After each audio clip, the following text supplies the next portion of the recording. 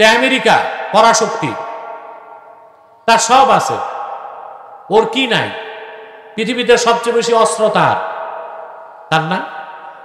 5,500 atom বোমা আছে তার কাছে জমা, ফাইটার জেট আছে 2200, এয়ারক্রাফট ক্যারিয়ার রণতরী আছে তার 12টা, কয়েকশো সাবমেরিন, লক্ষ লক্ষ সৈন্য, টাকার অভাব নাই।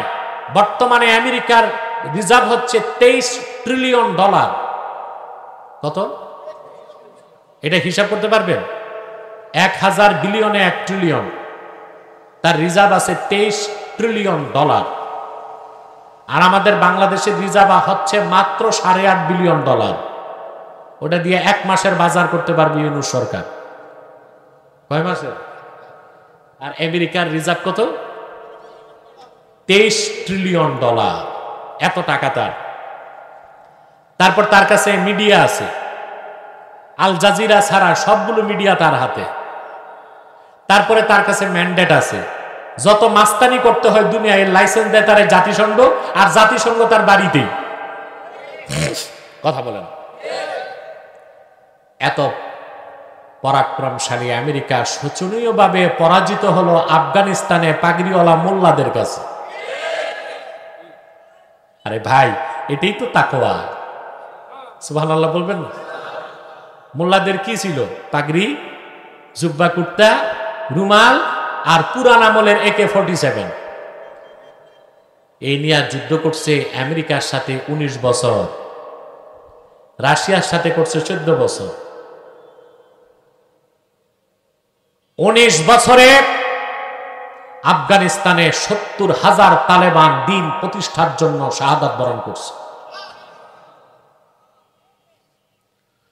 34 বছরের জিহাদের মাধ্যমে আফগানিস্তানে ইমারত ইসলামিয়া প্রতিষ্ঠিত হয়েছে। আর যুক্তরাষ্ট্র নির্ধারিত তারিখের আগেই তল্পি তল্পা সহ আটলান্টিক পাড়ি দিছে। যাবার বেলায় রেখে গেছে যে গনিমতের মাল, তার জানেন হিসাব কত? $86 বিলিয়ন অস্ত্র তালেবানকে দিয়ে ভাগছে। কত? 86 বিলিয়ন। এটা গনিমত। এটা কি যুদ্ধ করলে কি পাওয়া যায় মুসলমান? তো তালেবানরা আমেরিকার অস্ত্র পাইছে $86 বিলিয়ন। আমেরিকার কাছে পেশি শক্তি ছিল, তার কাছে অর্থ ছিল, তার কাছে ম্যান্ডেট ছিল, তার কাছে সব ছিল।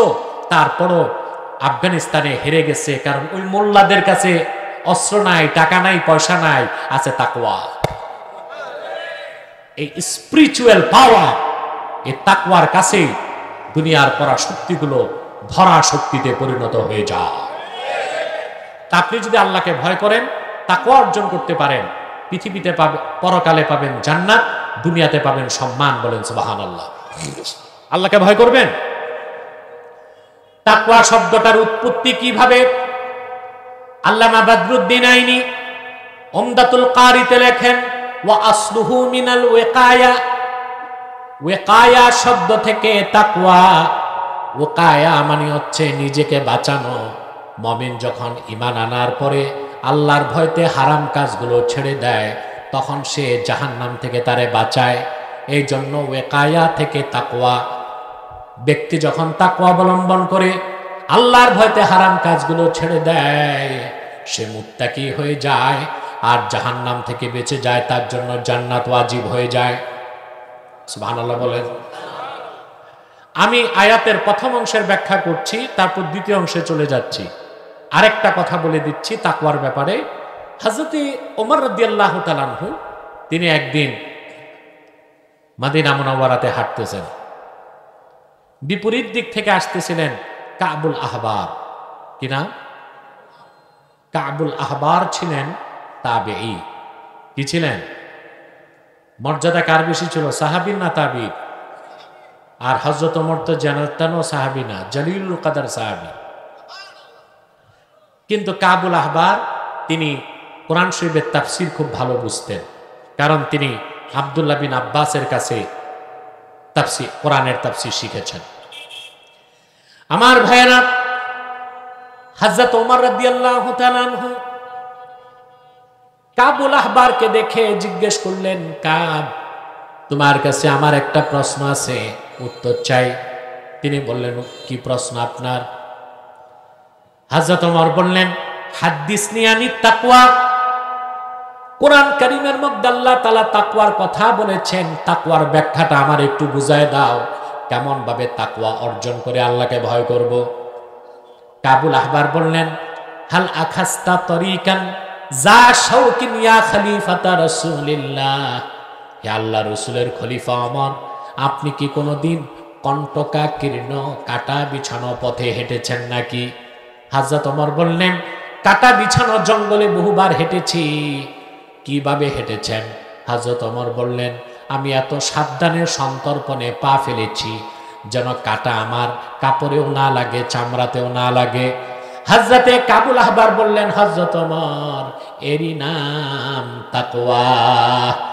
এই পৃথিবীতে আল্লাহ তার হাবিব মুহাম্মদ সাল্লাল্লাহু আলাইহি ওয়াসাল্লাম শরীয়তের মাধ্যমে যা কিছু হারাম করে দিয়েছেন, প্রত্যেকটা হারাম এক একটা কাটা মুমিনের জন্য।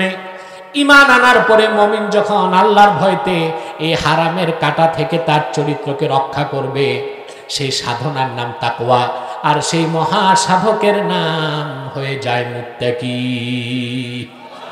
সুদ একটা কাটা, ঘুষ একটা কাটা, চুরি একটা কাটা, নেশা একটা কাটা, নামাজ ছেড়ে দেওয়া একটা কাটা, পরের সম্পদকে অন্যায়ভাবে গ্রাস করা একটা কাটা, জানা ব্যভিচার এক একটা কাটা, প্রত্যেকটা হারাম এক একটা কাটা। কাফেরের জন্য না, মুমিনের জন্য। ঈমান আনার পরে মুমিন যখন এই হারাম কাজগুলো থেকে আল্লাহর ভয়তে নিজেকে নিরাপদ রাখবে, ওই কাজটাকে বলা হয় তাকওয়া, আর ওই সাধককে বলা হয় আল্লাহর ভয়তে মানুষকে চরিত্রবান বানাতে পারে, নেককার বানাতে পারে।